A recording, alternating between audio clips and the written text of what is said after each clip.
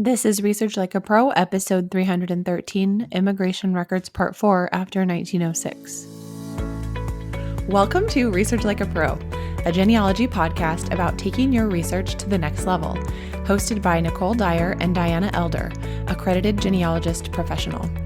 Diana and Nicole are the mother-daughter team at FamilyLocket.com and the authors of Research Like a Pro, a genealogist guide. With Robin Worthland, they also co-authored the companion volume, Research Like a Pro with DNA. Join Diana and Nicole as they discuss how to stay organized, make progress in their research, and solve difficult cases. Let's go! Today's episode is sponsored by newspapers.com. Hi, Research Like a Pro crowd. Hi, Mom. How are you? Hi, Nicole. I am well. How are you doing? Great. I've been reading a book called The History of Love County, Oklahoma, which is where I visited on my research trip. And I ordered this book through Interlibrary Loan, and it arrived yesterday, and it was really fun to just start reading it. After visiting there, I had a lot of questions, and it's been wonderful to kind of just immerse myself in the history of this one little place. And it kind of reminded me of the joy and challenge of creating a locality guide, because it is a joy to learn so much about a place that you really understand what happened there. It makes it so much easier to find the records you need. And then it's a challenge because you start to find so many resources that your locality guide gets so long, and you can spend forever working on it. And it's kind of the process of becoming an expert on a certain place. So it's such a joy and such a challenge. I love that you're becoming an expert on Love County, where so many of our ancestors were living. Just doesn't it make you wonder how much they all knew about each other? It's because it's a small place. Yeah, well, obviously there was the Frasers and the Harrises whose children married each other, and they met there. Mm-hmm. And there's actually several other Harrises from our Harris, John C. Harris's, his father's sibling lived there. And, there's a lot of people from our family did live there. It's pretty cool. I'm far from an expert, but I just love beginning to fully understand the place better. And I think that not having lived there, it's hard to fully understand it, but being able to read these accounts in the Love County history book of people who have lived there their whole lives and kind of understand the culture and the community and what it was like for their grandparents who lived there, it's really helping a lot. So Oh, it's a that's great book. wonderful. And, a lot of the county histories that we've talked about in the past were published back in the 1880s. Well, Love County, Oklahoma wasn't created until statehood, in 1907, 1908-ish. And so it's like similar to other counties that were created 100 years before, about the time when they created their county histories. So it's interesting to have like such a different time frame for Oklahoma. Right. That is. Well, I'm excited to learn more about that from you as you study that. Well, let's do some announcements. We have our Airtable guides available on the website. We have Airtable Research Logs for Genealogy, the Quick Reference Second Edition, and then Tracking DNA Matches with Airtable Quick Reference. So if you're interested in learning Airtable, these are wonderful guides that can really help you to get started. We're excited for our July Research Like a Pro webinar. This series has been so fun this year. And this one will be held on July 20th, which is a Saturday at 11 a.m. Mountain Time. The title is Who is Grace Brown's Mother? And the presenter is Mark Thompson. He will be talking all about using indirect evidence and DNA to confirm Anne Hayes as Grace Brown's biological mother. This is a 3-generation study tracing a matrilineal line back to Grace Brown, Grace's great-great-grandmother. Grace was born in England and died in Massachusetts, and so the topics will also include England research. So we're excited and looking forward to that and learning from Mark, who is a graduate of the Research Like a Pro with DNA Study Group, and he authors the blog Making Family History. We are also thrilled to announce that our next Research Like a Pro study group, which begins August 24th, is now forming. So registration is open. You have a few more weeks to decide if you will join us. Registration does close on August 10th. And if you have been through the process and you're interested in being a peer group leader, the application is on our website, and we would love to hear from you. We are also excited about our AI workshop, which we will be discussing how to use artificial intelligence in the Research Like a Pro process. And that will be July 29th to August 1st. That is 4 days and 2 hours in the morning, and you'll have lots of opportunities to practice and then share with your peers what you've been doing. And our registration for that is now open. Yeah, and I'll just mention that early bird registration for the study group ends July 31st. So make sure you take advantage of that before you lose the opportunity to have $50 off. Well, today we are continuing our series of immigration episodes. So we're talking about immigration records after 1906, which was a pivotal year for finding immigration records. And it really depends on record availability and good search techniques whether or not you can find that immigration record for your ancestor after 1906. One of the challenges will be identifying your ancestor among people of the same name. As time goes by in the United States, there are more and more people and more opportunities for you to get confused with people who have the same name as your ancestor. So, thorough research in the US to understand all the records about your research subject is very important to find all the clues. The key to understanding 20th century immigration is knowing the laws and the historical context that influenced an ancestor's desire to immigrate and leave their home country. And looking for immigration patterns can put an ancestor's choices into perspective across the broader framework of their life. As immigration increased, the United States government became concerned with allowing undesirables into the country. Various acts excluded people from Asian countries, people with mental and physical illnesses or disabilities, and other identifying factors. When I say undesirables, that's in quotes because that's kind of how the government viewed various people coming in that they wanted to limit as people who maybe they didn't want to come into our country.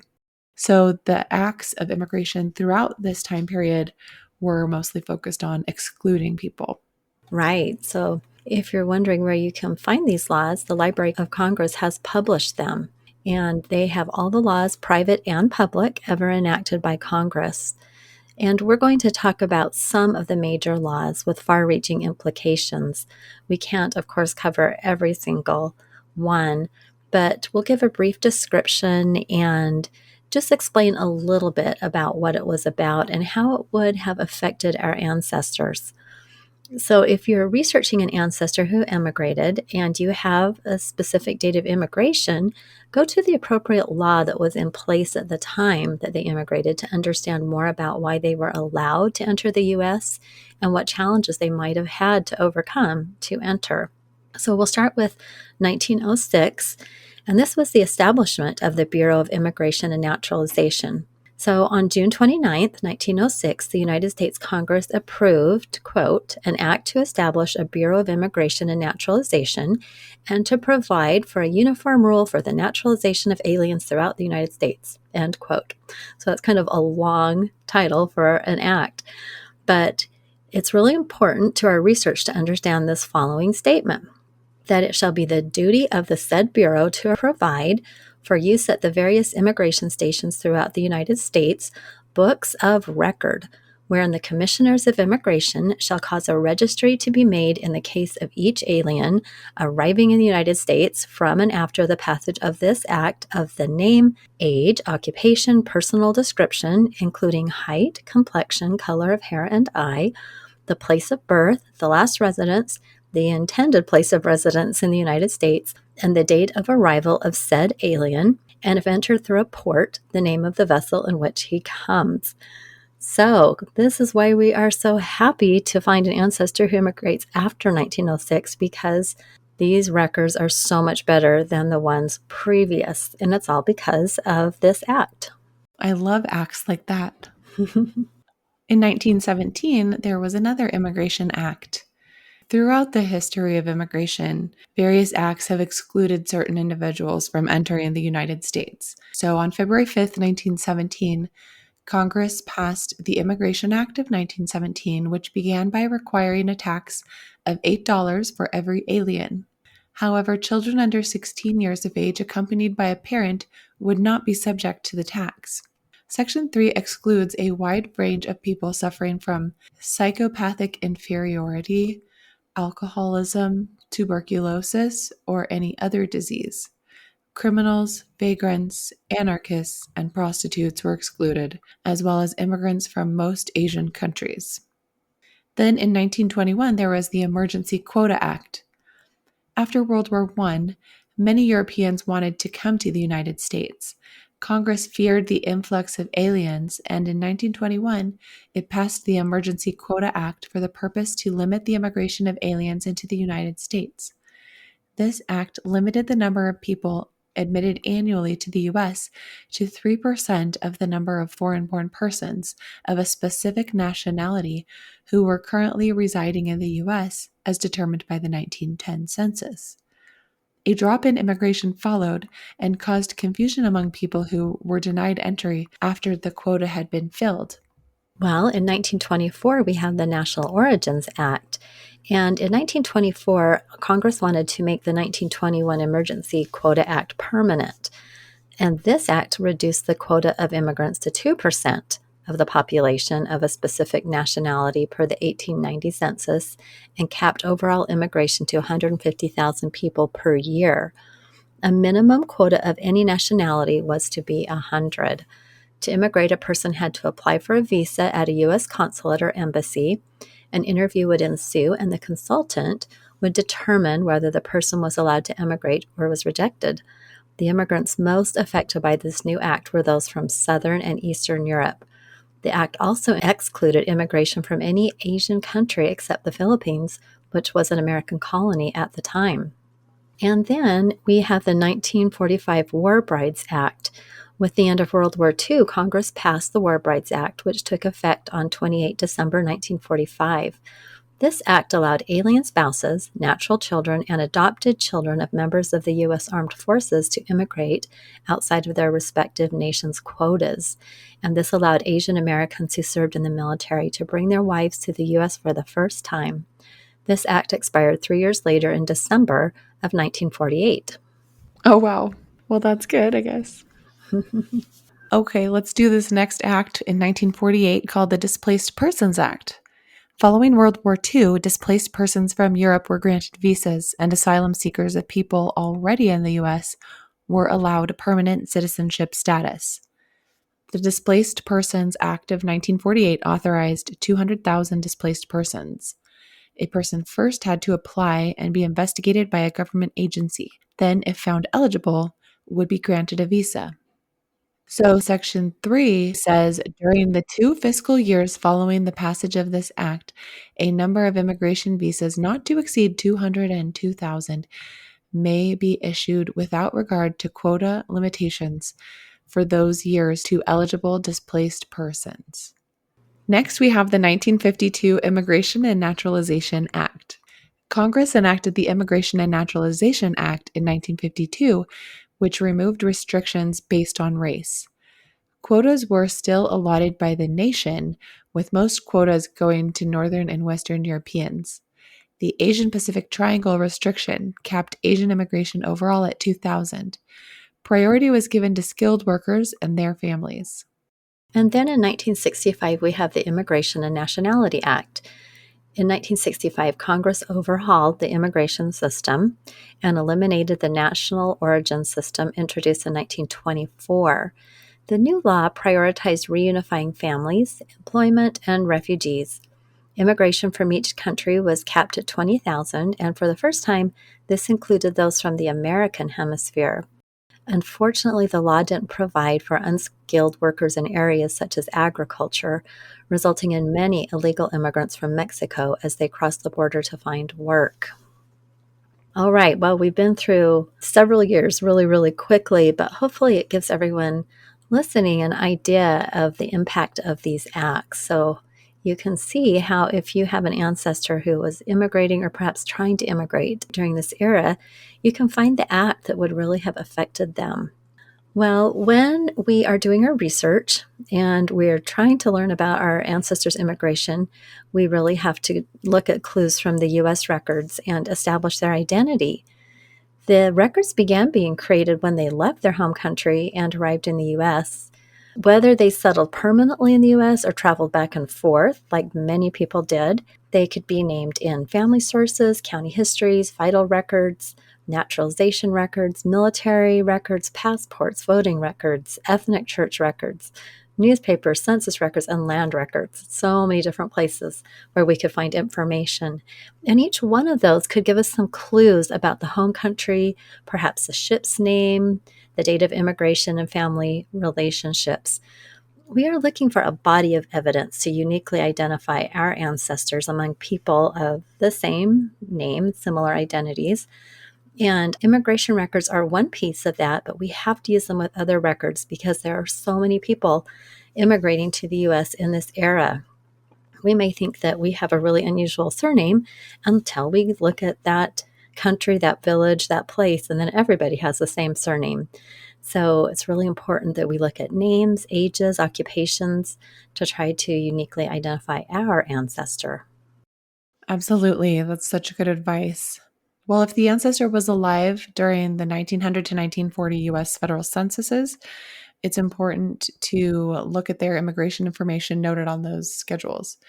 Each year asked similar questions such as year of immigration, number of years in the US, naturalization status, and so forth. Combining naturalization and immigration research can give us our best chance at finding an ancestor's information. You can look at our 3-part blog series written by Diana for details on naturalization records.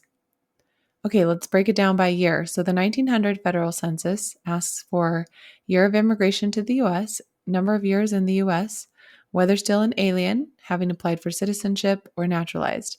And some of the letters you might see are AL for alien, PA for first papers filed, and NA for naturalized. And I've seen people who mistakenly think NA means not applicable. So if it's blank, then it's probably not applicable. But if it's NA, that means naturalized. For 1910, the questions were for foreign born males 21 years and older, whether naturalized or alien. And once again, AL is alien, PA is for first papers filed, and NA is for naturalized. 1920, it asks whether naturalized or alien. And then it has a new one, which is NR not reported. But the other symbols, A or AL for alien, NA for naturalized, and PA for first papers filed. And it asks for the year of naturalization, which is the only census to do so. So 1920 is unique in that way. 1930 asks for the year of immigration and whether naturalized.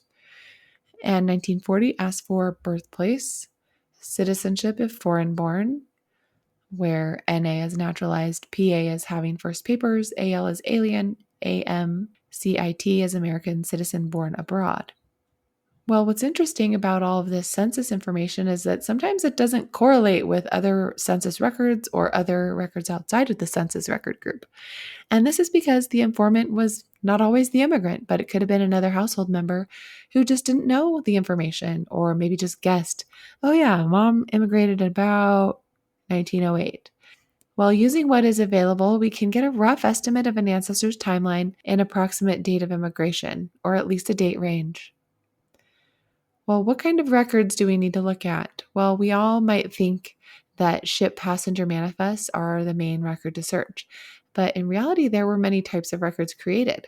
When a person arrived in the United States, they could be listed on any of the following records: a passenger or arrival list, otherwise known as a ship manifest, but also hospital records, detainee lists, alien registration, like LPC, which stands for lack of proper credentials, naturalization records, newspapers, and periodicals.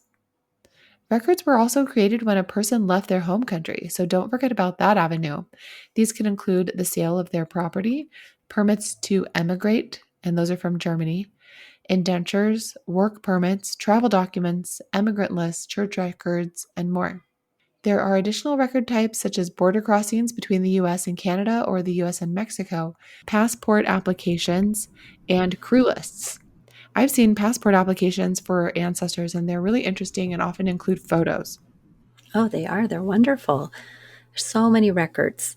Well, you might be thinking, okay, I want to find all those records, but where do we find them? Luckily, we have the National Archives that holds the passenger arrival records from 1820 to 1982. So you may get really excited and go look for your ancestor and can't find them. And that's because there are gaps and the records are by no means complete. But what they have been microfilmed and they're currently digitizing them. So I look forward to the day when all of those are digitized, which will be wonderful. The Family Search Research Wiki page for U.S. immigration passenger arrival records will break down for you all the various collections. This is really helpful because it's by United States city and year, and it gives you direct links to the collections on Family Search, Ancestry, Find My Past, and My Heritage. So you may not have a good idea where to start, so you might want to start with a broad search first. And then, if the ancestor isn't located, begin searching very specific databases. Ancestry.com has a major collection simply titled Passenger Lists. This can be filtered by location and date, and basic information for the ancestor can be filled in. Within this large collection are smaller data collections specific to a port, such as New York or Alabama. For example, if you know that your ancestor was a sailor out of Boston, Massachusetts, you'd want to search the Massachusetts Boston Crew List 1811 to 1921. So you can use your search engine or you can browse the crew list by date. And although indexed, your ancestor's name could be difficult to read and indexed differently than you would expect. We always research our ancestors thoroughly in the U.S. records, such as the census, and review family knowledge before moving to immigration, and that will help us to identify our ancestors among those of the same name. Yes, we really need to build that profile of who the person is, who their associates were, when they were born, where they were born, because it is so easy to get those people confused if you're just only looking at names on a passenger list. Our sponsor ad today is from newspapers.com. Discover your mom in the paper when you search newspapers.com. Find the stories that made her who she is today by searching the largest online newspaper archive. Newspapers.com makes it easy to find your mom, grandma, and others in the papers. Search more than 945 million pages from major news titles to small town papers. Uncover birth and marriage announcements, obituaries, photos, and much, much more. Explore papers dating back to 1690 or as recent as last month. Newspapers.com is used by millions of people every month for genealogy, historical research, and more. Find something you like with newspapers.com. It is a snap to save and share articles with family and friends, or attach them directly to your ancestry tree. Use promo code FamilyLocket for a 20% discount on your subscription. That's code FamilyLocket and celebrate the stories of a lifetime with newspapers.com. Well, now we get to talk about a case study about using immigration records after 1906, and the research subject that we'll talk about is Birger Gustaf Soelberg.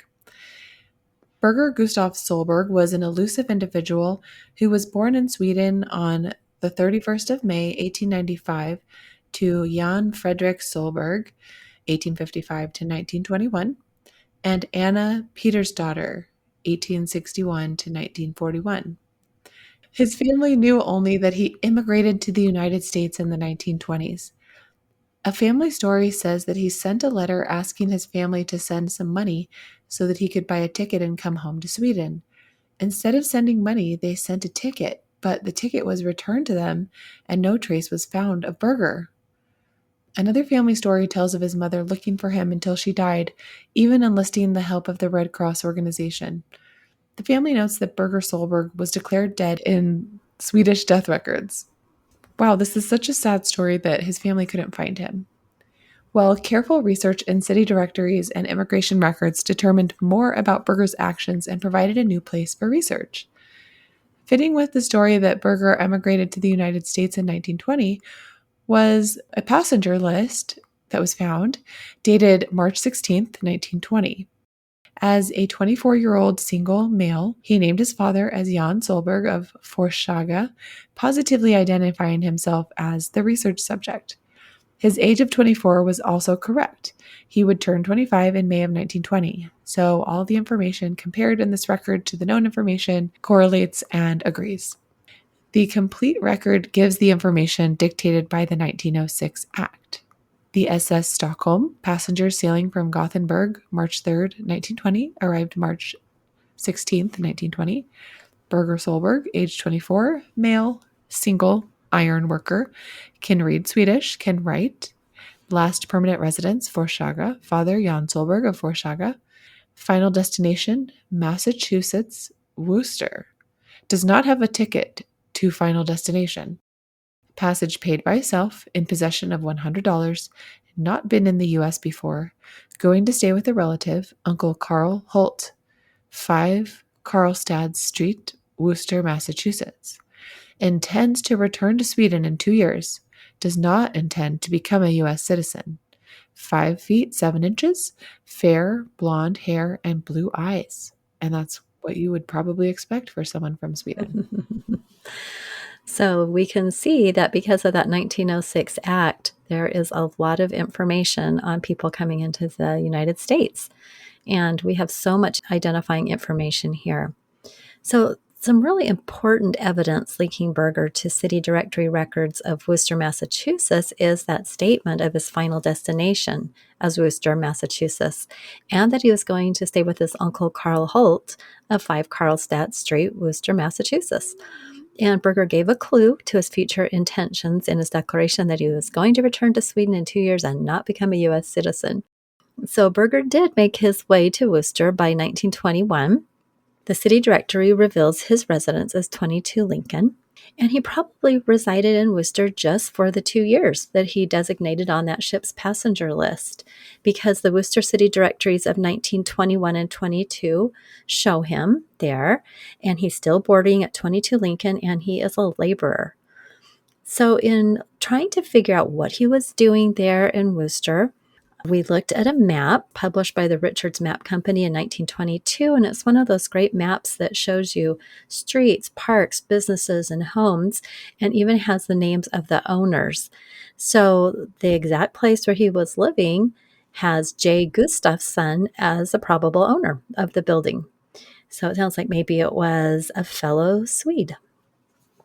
So, why was he going to Worcester, Massachusetts? And when we are doing research on our immigrants, it can be really helpful to look at some historical context. I found an article titled The First Swedes to Locate in Worcester, and it talks all about the city, which was located in the central part of Massachusetts, 40 miles west of Boston. And the article stated that the city produced machine tools, steel products, and many other things used in manufacturing.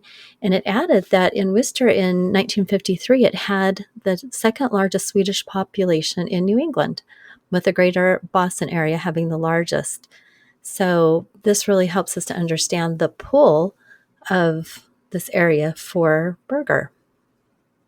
This rapid growth of industry led to a great demand for workers. And so if you put this in context, 1920, we're post-World War I, and things are really hopping in the U.S. with industry. And so we have all sorts of companies, Washburn and Moen Wire Mills, Morgan Construction, American Steel and Wire, and several others are expanding, and they all needed skilled workers. So they welcomed the Swedish immigrants. It was only natural the new arrivals should seek employment in areas where they had previous experience and in factories where people from their locality in Sweden were already employed. Those who came from the steel towns of Värmland usually went to work for the American Steel and Wire Company, and they settled in Quinsigamond. We've got a lot of interesting names here. In 1910, Swedes were at 30,000 in Worcester, 1/5 of the entire population of the city. So interesting. And, with all these Swedes coming from Birger's homeland of Värmland to Worcester, he had to have heard of the cities and the possibilities for employment. And also in the 1920s in Europe, there was a severe depression following World War I. So they're wanting to come to the U.S. and then go back with the money they've made. So interesting on that passenger list was this information he was going to stay with his uncle Carl Holt, and it had a specific address. So who was Carl Holt?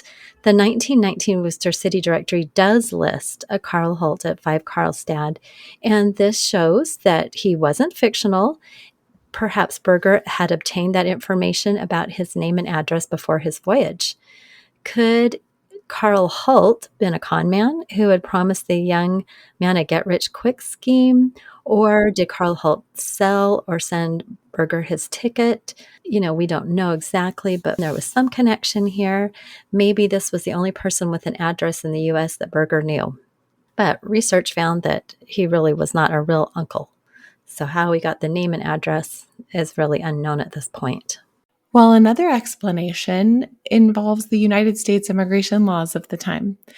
With the flood of immigrants to the United States, the federal government began a quota system in the 1920s to cap the number of immigrants from specific countries. Preference was given to immediate relatives of naturalized U.S. citizens or those who had started the naturalization process. Perhaps Carl Holt had naturalized, and using his name as a relative ensured that Birger Gustaf Soelberg's entry into the United States was accepted.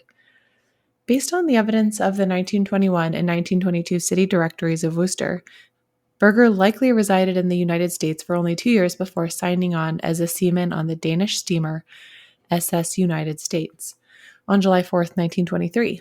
The ship manifest reveals the expected departure date of 26 July 1923 for Kristiansand, Norway. Birger traveled between the US and Sweden at least once more, but the last documented voyage for Birger was that of 1926.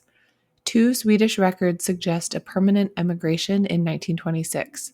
First, an indexed Swedish church record positively identifies Birger, listing his name as Birger Gustaf Soelberg, birth parish of Kvarntorp, and birth date of 31 May 1895 in Nedre Ulleren, Varmland.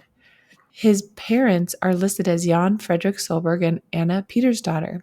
The church record states that Birger departed August 31st, 1926 from Forshaga, Varmland. He is listed as a machinist traveling alone. Well, we have a second record from Sweden that provides evidence of Birger's intended emigration to Canada. This is a Swedish immigration register, and it's dated 11 September 1926.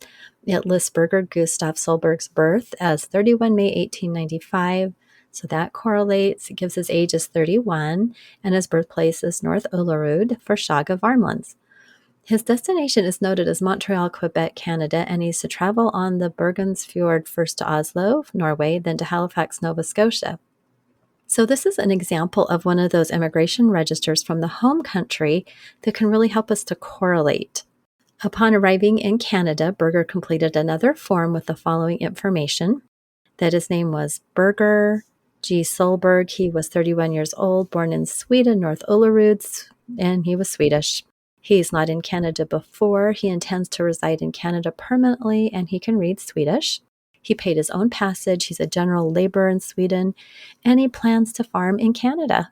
He's going to the CNR, Canadian National Railroad in Montreal, Quebec. And we have his mother, Anna Soelberg of Forshaga, his nearest relative. And we have a passport number. It was issued in Karlstad in 1926. He has $98 to his name, and he's traveling inland on the railroad. So the family had confused Birger with another Birger Soelberg who was in Worcester in the 1930s census. And so research really needed to separate out these two men of the same name, because the Birger Soelberg that the family was looking for wasn't in the U.S. He was in Canada. And so research could now go into Canada. Such a good example of two men of the same name, very similar birth year, from the same area, both working in the same profession in the same city. So it really takes a lot of research, a lot of correlation to separate these people that have very similar identities. But tracing his immigration back and forth between Sweden and the US and Canada really helped to place him as the correct person. And so great that we have more information in those records now that helps us. Yeah, and it's sad that he lost touch with his parents, that he went up to Canada and then somehow just never talked to them about that. Right. It makes you wonder if maybe he died in Canada, Yeah, maybe he didn't last long there or something happened. Exactly. But what a great discovery. And it can be so challenging. I think a lot of the time we create our own brick walls when we get mixed up with people, the same name, but the wrong person.